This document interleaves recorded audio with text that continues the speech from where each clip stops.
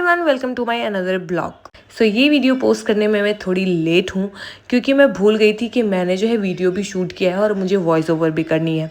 तो आज है हरियाली नहीं, हरितालिका तीज, जो कि हम यूपी वाले बहुत ही धूमधाम और बहुत ही श्रद्धा के साथ मनाते हैं।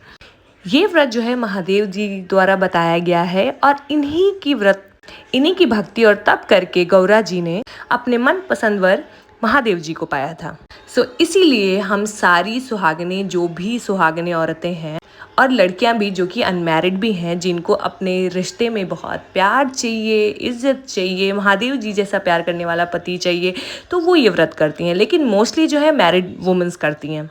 इस व्रत को करने के लिए आपको पूरा दिन, एक दिन जो है निर्जला व्रत रखना पड़ता है, 16 श्रृंगार करना पड़ता है और महादेव, पार्वती और गणेश जी की मतलब पूरी फैमिली के साथ पूजा करनी होती है। आपको आरती करनी होती है। कुछ चीज़ें जो है सुहाग की 5 चीज़ें जो है आपको दान करनी होती हैं। इस दिन आपको या तो रेड, या तो ग्रीन, या तो येलो, या तो पिंक, यही 4 कलर पहनना होता है। और आपकी जो शादी की चुनरी होती है वो आपको ओढ़ना होता है। वैसे आप पर डिपेंड करता है, अगर आप चाहो तो चुनरी ओढ़ सकते हो, आप चाहो तो चुनरी नहीं ओढ़ सकते हो।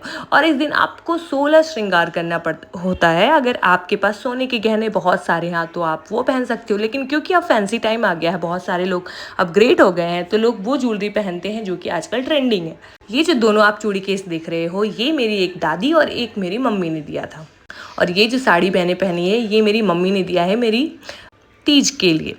आप इसकी हालत देख रहे होगे कि कितना गंदा हो गया, क्योंकि इसको ऑलमोस्ट मैंने 2.5-3 साल बाद निकाला है पहनने के लिए इसमें से चूड़ियाँ। क्योंकि 2.5-3 साल भी नहीं, इसको 5 साल बोलिए, क्योंकि इसमें मैं चूड़ियाँ रख करके भूल गई थी और मैंने नई चूड़ियाँ मंगाई नहीं थी। तो मैं वो चूड़ियाँ ढूंढ रही थी जो कि मैं पहन सकती हूँ, जो कि कोरी हो। इस व्रत में काला, सफ़ेद, नीला, ये सारे कलर जो हैं वो मना होते हैं। और सही बताऊँ तो मुझे कुछ समझ नहीं आ रहा है कि मैं क्या पहनूँ क्या नहीं पहनूँ चूड़ियों में, क्योंकि मेरे को ज़्यादा ऑप्शन दिख नहीं रहे हैं जो कि मेरी साड़ी के साथ मैचिंग जाए। इस व्रत में ना बहुत से लोग सुबह नहा लेते हैं, और लेकिन वैसे अगर देखा जाए तो इस व्रत में जो है शाम को नहाते हैं और जो नीम का दातन होता है उससे मुंह साफ़ करते हैं। लेकिन क्योंकि शहर में बहुत सी चीज़ें अवेलेबल नहीं होती हैं, तो कोई लाने कौन जाए, इसलिए जो है साफ़ ब्रश और टूथपेस्ट से ब्रश कर लेते हैं। बहुत ढूंढने के बाद मुझे येलो कलर की चूड़ियाँ मिली, तो मैंने सोचा क्यों ना कंट्रास्ट बनाया जाए, मैं ग्रीन पे येलो चूड़ियाँ पहनूंगी। चूड़ियाँ तो मिल गई, लेकिन अब कंगन क्या लगाऊं, उसी को मैं सेट कर रही हूँ कि इसमें कौन सा कलर लगाऊं। बहुत मुद्दतों के बाद मुझे चूड़ियाँ मिली, लेकिन मेरे साथ प्रॉब्लम ये है कि कुछ चूड़ियाँ जो है 2.25 की है और कुछ चूड़ियाँ जो है वो 2.4 की हैं। वैसे तो मेरे में दोनों साइजेस आ जाते हैं, लेकिन राइट हैंड में पहनने में मेरे को थोड़ी सी दिक्कत होती है। जब मैं पतली होती हूँ तो ये सारी चूड़ियाँ बहुत ही आराम से आ जाती हैं और उतर भी जाती हैं। अगर मैं थोड़ी सी भी मोटी हो जाती हूँ तो जो 2.4 वाली चूड़ी है मेरे को थोड़ी सी अंडस मंडस करके घुसानी पड़ती है। और हाँ, मेन बात तो मैं बताना भूल ही गई, इस व्रत को तोड़ने के लिए ना आपको अपने पति के हाथ का पानी पीना होता है।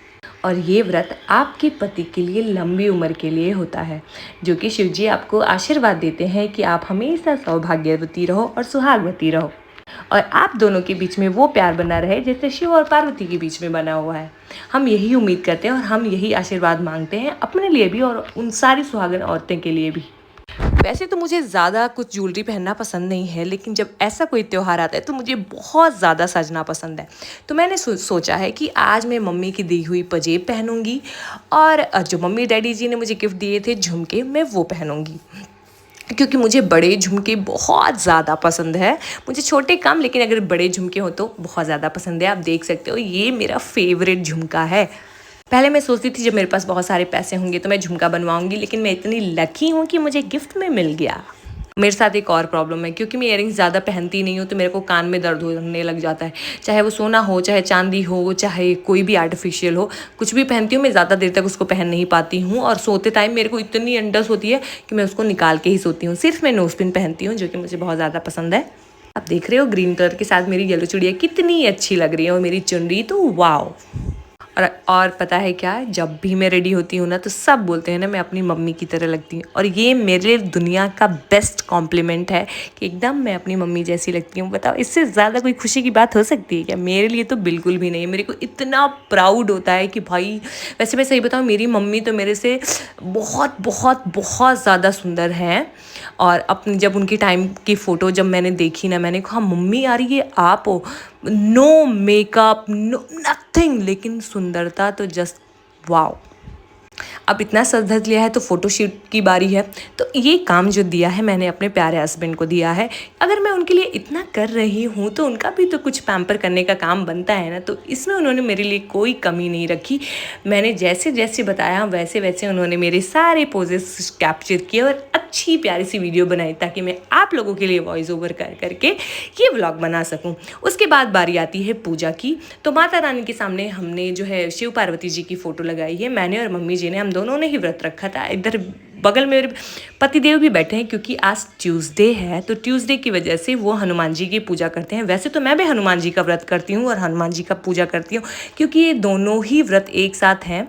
तो मैं हनुमान जी और शिव जी दोनों की पूजा एक साथ करूँगी। वैसे तो दोनों एक ही हैं, भाव है अपना, क्योंकि मैं हनुमान जी के साथ बहुत ज़्यादा कनेक्टेड फील करती हूँ। ऐसा लगता है कि मैं जो भी विश मांगती हूँ ना, विश मांगने की ज़रूरत ही नहीं पड़ती है। वो मेरे मतलब फादर हैं, बहुत प्रिय हैं और जो भी मैं बोलती हूँ वो चुपचाप सुन लेते हैं और मेरी सारी विशेस पूरी कर देते हैं। और जितना सुकून मुझे उनकी पूजा करने में आता है ना, बस मत पूछो। वैसे मैं पूजा नहीं करती हूँ लेकिन हनुमान जी की पूजा मैं हर ट्यूसडे को करती हूँ और बहुत दिल से और बहुत भाव से करती हूँ क्योंकि उन्होंने मेरी वो सारी चीज़ों पे साथ दिया है और उन्होंने साबित किया है कि वो मेरे साथ हैं। चाहे वो कोई भी चीज़ हो जिसको मैं एक्सप्लेन भी नहीं कर सकती ना, वो भी सारी चीज़ें वो समझते हैं।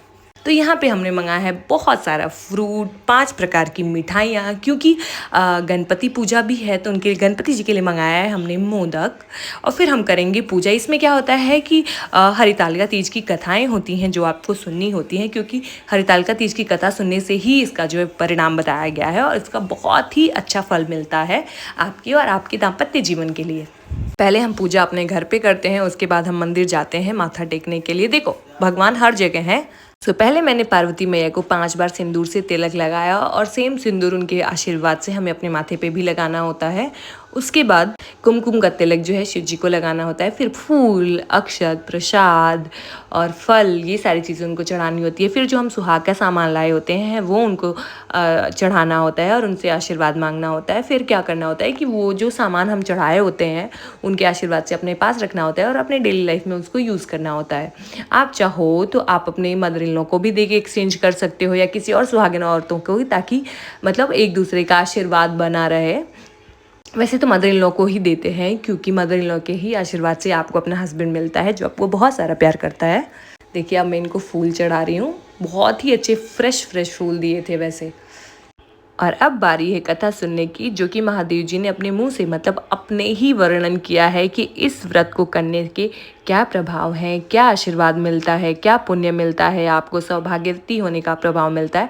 उसके बाद हम मंदिर गए। मंदिर जा करके हमने पूजा किया। उस दिन इतनी बारिश हो रही थी कि कैसे कैसे कर करके हम पहुँचे वहाँ पे। हमने सोचा था कि ट्यूसडे है तो बहुत सारी भीड़ होगी, लेकिन लकीली हम बहुत सही टाइम पे पहुँचे और वहाँ पे बिल्कुल भी भीड़ नहीं थी। तो हमने एकदम आराम से बिना भीड़ भाड़ धक्कड़ की पूजा कर लिया अच्छे से। देख रहे हो महादेव जी भी कितने सज धज के रेडी हैं और कितने ही सुंदर लग रहे हैं। मैं यहाँ पे ना एक आरती कर रही थी जो कि माता पार्वती और महादेव जी की थे। एक एक करके हम सारी फीमेल्स ने इन सब की पूजा की। उसके बाद हम घर आ गए। इस वीडियो के लिए इतना ही। अगर वीडियो आपको अच्छी लगी तो प्लीज़ लाइक एंड कमेंट कीजिएगा। मिलते हैं नेक्स्ट व्लॉग में, तब तक के लिए बाय बाय, टेक केयर।